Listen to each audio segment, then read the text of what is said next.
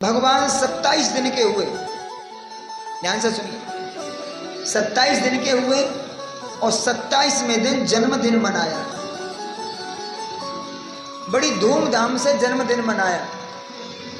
हमारे यहाँ अभी जन्मदिन कैसे मनाते हैं? जिस तारीख को जन्म हुआ उस तारीख को जन्मदिन मनाते हैं। लेकिन हमारी प्राचीन जो गणना है वो तिथि है, तारीख नहीं है। तारीख तो अभी 2000 वर्ष 2024 वर्ष पहले हम ये तारीख आई। पहले तो तिथि थी, तिथि से जन्मदिन मनाया। ब्राह्मणों को बुलाया, ठाकुर जी की कथा कराई, ब्राह्मणों को भोजन कराया, संतों को भोजन कराया, अपने भाई बंधुओं को भोजन कराया और श्री कृष्ण के द्वारा दीप दान कराए। ऐसा लिखा है शास्त्र में, दीप दान कराए। और आज हम क्या करते हैं? दीप जलवाने की बजाय पहले तो दीप जलाते नहीं, मोमबत्ती जलाते हैं। किसी भी शुभ अवसर पर मोम जलाना दोष होता है घर में। ध्यान से सुन लो, करोगे तो आप वही जो तुमको अच्छा लगेगा। परंतु दीपावली के अवसर पे भी मोमबत्ती नहीं जलानी चाहिए। घर में किसी भी परिस्थिति में घर में मोमबत्ती नहीं जलानी चाहिए। दीपक जलाओ, चाहे वो सरसों के तेल का। अरे मोमबत्ती से अच्छा तो मिट्टी के तेल डीजल से जलाओ, वो भी सही है। परंतु ये मोमबत्ती जलाना बंद करो, मिट्टी का दीपक जलाओ। जन्मदिन के अवसर पर दीपक जलाओ। पहला जन्मदिन है तो एक दीपक जलाओ, दूसरे जन्मदिन पर 2 जलाओ, 5वें पर 5, 10वें पर 10, ऐसे जलाओ। दान करो, दीप दान करवाओ। और दीप दान तो 50-40 नहीं कर सकते, मत करो, एक तो करो, लेकिन जलवाओ। हमारे यहां दीप जलाया जाता है, बुझाया नहीं जाता। बुझाया जाता है क्या? दीप जलाते हैं, बुझाते नहीं। तो दीप जलाओ। और ऐसी हास्यास्पद परंपरा है, केक लाए बनवा के,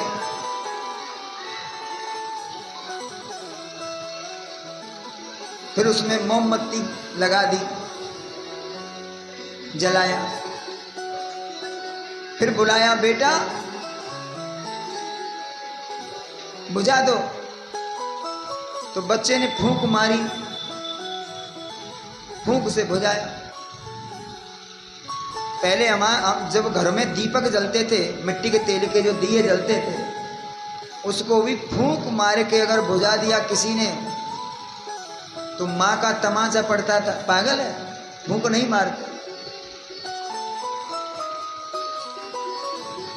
अग्नि, गाय और संत ब्राह्मण, इनके ऊपर थूकना और इनकी तरफ पैर करके सोना, पैर लगाना पाप होता है। कई लोग ठंड में आग सेकते हैं तो आग सेकते सेकते पैर रख देते हैं आग पर। आग पर पैर नहीं सेकने चाहिए।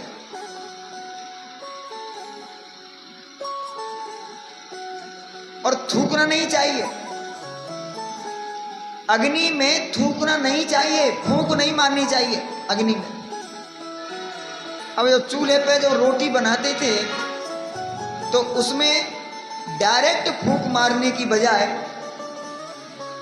क्या बोलते हैं उसको जिसमें फूंक मारते थे? फूंकना, फूंक नहीं बोलते हैं? हाँ फूंकनी, वो हमारे यहाँ भी। तो फूंकने के द्वारा फूंक मारते थे। क्यों भाई? चूल्हे का काम तो माताओं का होता है। आप कहो कि जलने की वजह से, तो माताओं के मूंछ दाढ़ी तो होती नहीं, तो उनको काय का डर? फूंकनी इसीलिए हुआ करती थी कि हमारे मुंह से फूंक के साथ में कुछ छींटे थूक के जाएं तो अग्नि तक न पहुंचे, इतना बचाव था। तो डायरेक्ट अग्नि में फूंक नहीं, दीपक नहीं बुझाना, और फूंक से बुझवाया। और जब उस बच्चे ने बुझाया तो इसका अर्थ क्या हुआ? दीपक इसलिए जलाते हैं कि इसका जीवन में प्रकाश रहे, और दीपक इसलिए बुझाते हैं कि इसके जीवन में अंधेरा हो जाए। बिना अर्थ समझे हम कोई भी त्योहार मनाने लगते हैं। 25 दिसंबर को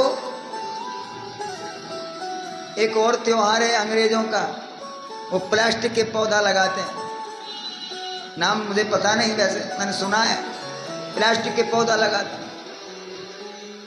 हमारे सनातन धर्म में त्योहारों की कमी नहीं है, पर यह दुर्भाग्य हमारा कि हम अपने त्योहारों को छोड़कर जो त्योहार मनाते हैं उसको विज्ञान भी मान्य करता है। अब प्लास्टिक के, अब मान लो हमारे यहाँ तुलसी विवाह होता है, अब कितने लोग हैं जो तुलसी विवाह मनाते हैं? कौन अपने घर में उत्सव मनाता है? अब बोलो, हाथ उठाओ, कौन कौन तुलसी विवाह के दिन उत्सव मनाते हैं? घर में मनाते हैं आप?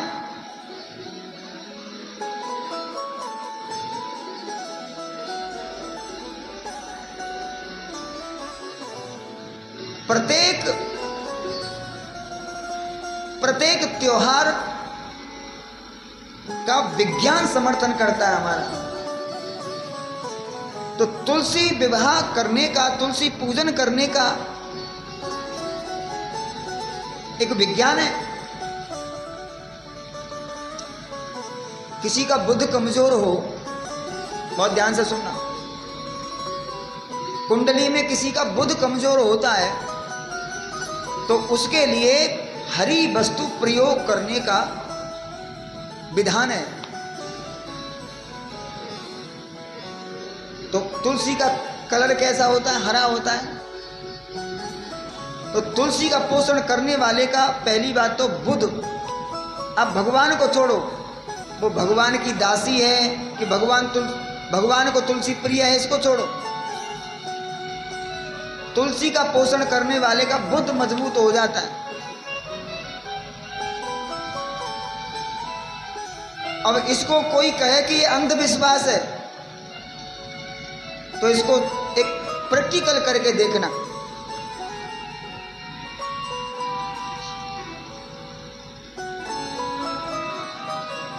कोई बच्चा हकलाता हो, ठीक है,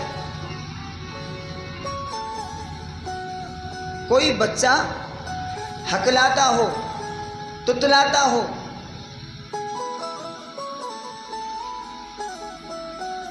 तो समझ लो इसका बुध कमजोर है,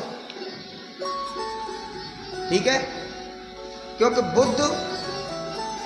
बुधवार के देवता कौन है? गणेश।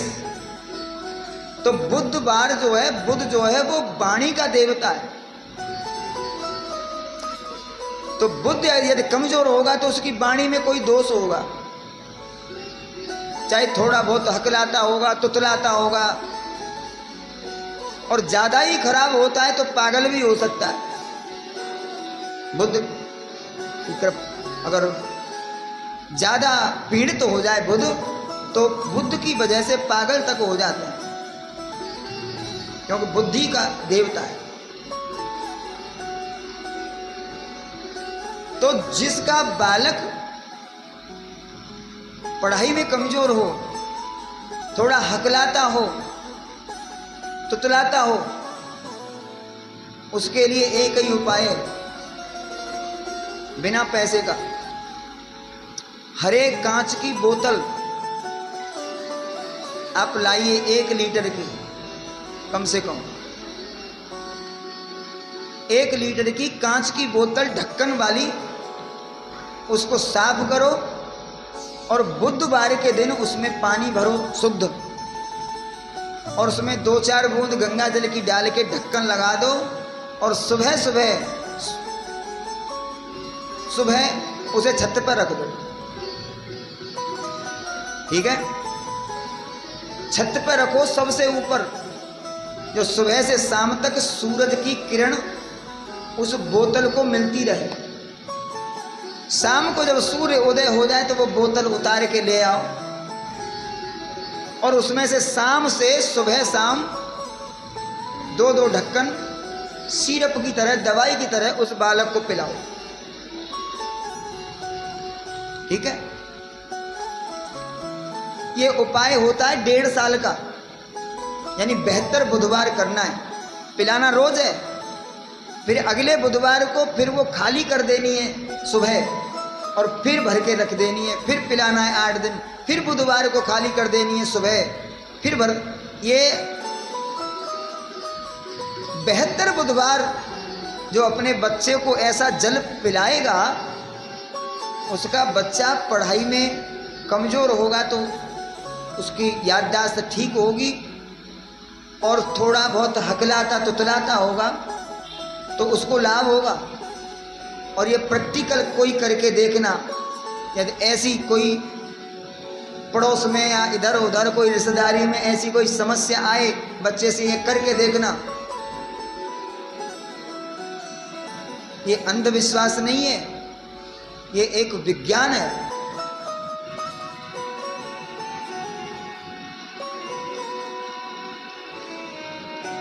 तो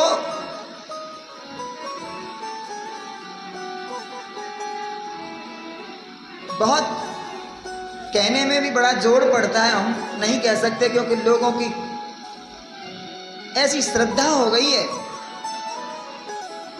और हम बोलें तो लोगों की लगेगा कि यार ये क्या बोल रहा है, लेकिन बात सही है। हमारे 33 कोटि देवता, उनकी तो पूर्ति नहीं हो रही है आपसे, और नए नए देवता आप ढूंढते फिर रहे हो।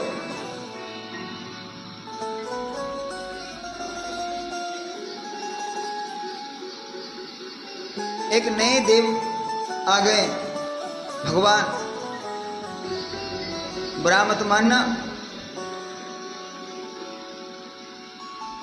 ये सिर्फ लालच के वशीभूत लोग ऐसे भगवानों को बढ़ावा देते हैं। माफ करना, मैं बात कर रहा हूं साईं की, साईं राम, वो भगवान नहीं है। माफ करना, भगवान तो बहुत बड़ी चीज है, वो बढ़िया इंसान नहीं है। उनका चरित्र आप पढ़ेंगे, और शिरडी से ही छपा हुआ साईं चरित्र पढ़िए आप। हमने आपने सिर्फ फिल्म देखी साईं के नाम की, सीरियल देखा, और सीरियल देखकर हमको श्रद्धा हो गई, किसी को भी भगवान बना देते हैं। आप चरित्र पढ़िए, सिर्फ भांग पी के मस्त रहे जीवन भर साईं,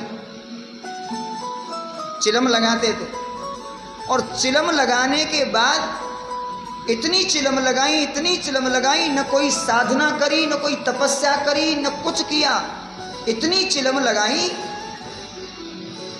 कि अंदर से सारे गल गए, फेफड़े सब खत्म हो गए उनके भांग से, और वो मरे। अब लोगों ने सीरियल बना के और इसको एक ऐसा एक भूत बना दिया। लोगों ने कहा वाह। अब किसी ने बोल दिया कि शिरडी हुआ हो, थोड़ा साईं की पूजा करो, देखो संतान होगी आपको, फैक्ट्री लग जाएगी आपको। कुछ नहीं होता। इसलिए हमारे सनातन धर्म में इतने देवता हैं, उन्हीं को पकड़े रहो। ये व्यर्थ के इधर उधर क्यों भागे फिर रहे हो? ये अनन्यता नहीं है। एक भगवान के बन के रहो, एक पर भरोसा करोगे तो एक तुम्हारा पूरा पाड़ेगा, पूरा पड़ जाएगा एक से। और जगह जगह भागोगे तो जगह जगह भागने वाले को क्या बोलते हैं मालूम है? वैश्यावृत्ति। जो एक का हाथ थामे रहती है वही तो पतिव्रता है, और संसार में वही सम्माननीय है। आज इसके पास पहुंच गए, आज उसके पास पहुंच गए, कल फिर उसके पास पहुंच गए, परसों फिर उसके पास पहुंच गए, ऐसे ही घूमते घूमते घूमते घूमते फिर देवताओं को भी भरोसा उठ जाएगा आपके ऊपर से।